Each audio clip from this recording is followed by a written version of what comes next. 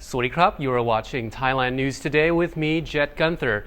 Today we have an army medic injecting fake COVID vaccines, live pornography shows in Pattaya, and a cat rescue operation.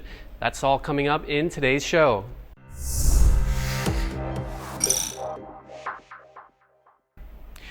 In our first story, the Bangkok Military Court has issued an arrest warrant for a Royal Thai Army medic who is accused of injecting troops with a fake COVID-19 vaccine. He reportedly made more than 100,000 baht by charging troops who were on a UN mission 500 baht each for a tetanus vaccine and a fake COVID-19 vaccine, which an internal army investigation determined was simple saline solution, harmless but not very effective. The Thai Army held a press conference after the medic's fake vaccine scam made headlines, saying the incident had tarnished the Army's image.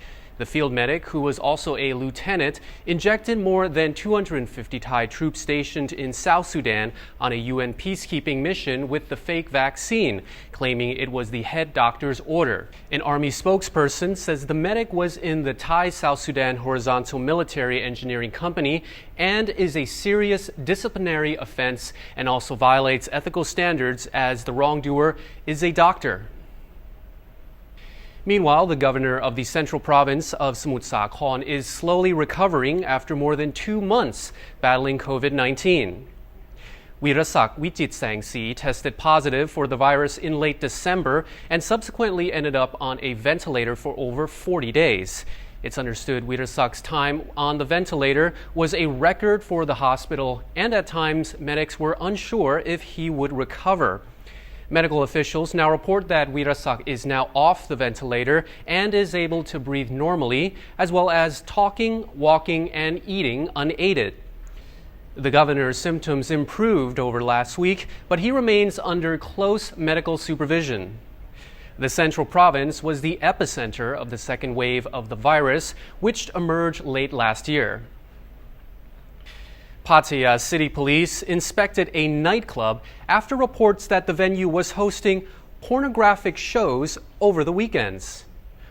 Although the nightclub, named as Dragon Man Club in Thai media, was not presenting a sexually explicit show when officers dropped in, the owner was arrested for operating an entertainment business and selling alcohol without the proper permit. Police say the tip-off was made through social media from an anonymous source. Officers asked the nightclub owner for the venue's license, but the owner did not have the documents at hand to present to the police. The nightclub owner has not been named in reports. Now, some bars have resorted to doing live YouTube feeds for online customers where the viewers could buy drinks for the girls, well, virtually, and in return, there have been some explicit acts appearing on some channels. YouTube has been cracking down on many of the more explicit feeds.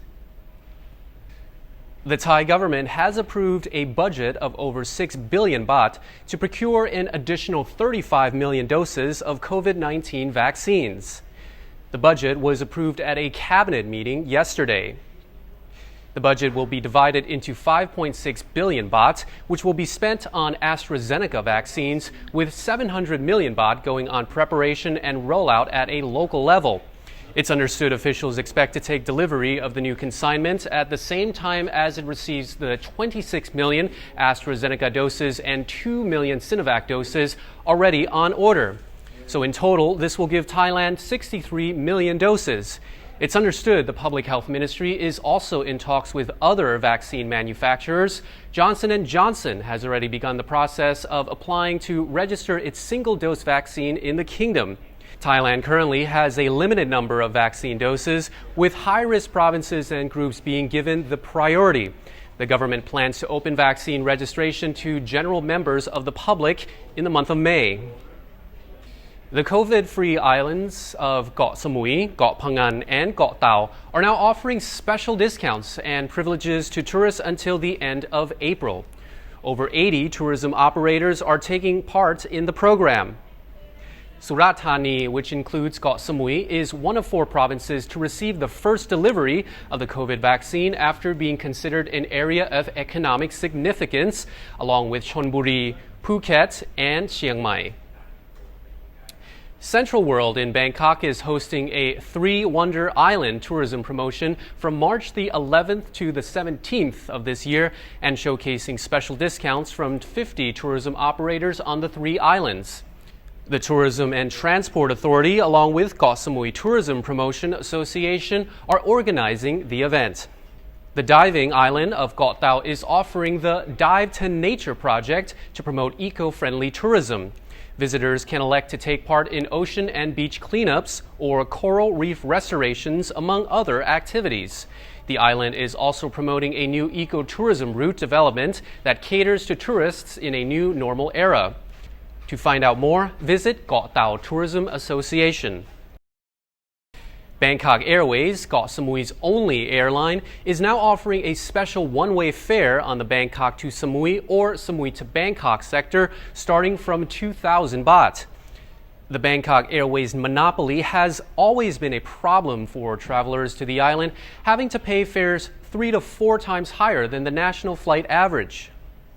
In an act of goodwill, Navy officials have rescued 4 cats from a ship that caught fire and began to sink about 13 kilometers off Koh Adang in the southern province of Satun. The ship's 8-member crew had jumped off the sinking vessel and were rescued by a passing fishing ship, but the cats were left on board. The Thai Navy inspected the fishing boat to check if there had been any oil spillage and noticed 4 cats were still on board. Navy sailors rescued the cats by carrying them piggyback style across the water to the Navy vessel unit. The felines were safely rescued and were in good condition, but just a bit hydrated. Thank you for watching today's show. We'll be back tomorrow with more news. Meanwhile, you're up to date on the Thaiger. Sawadee krap.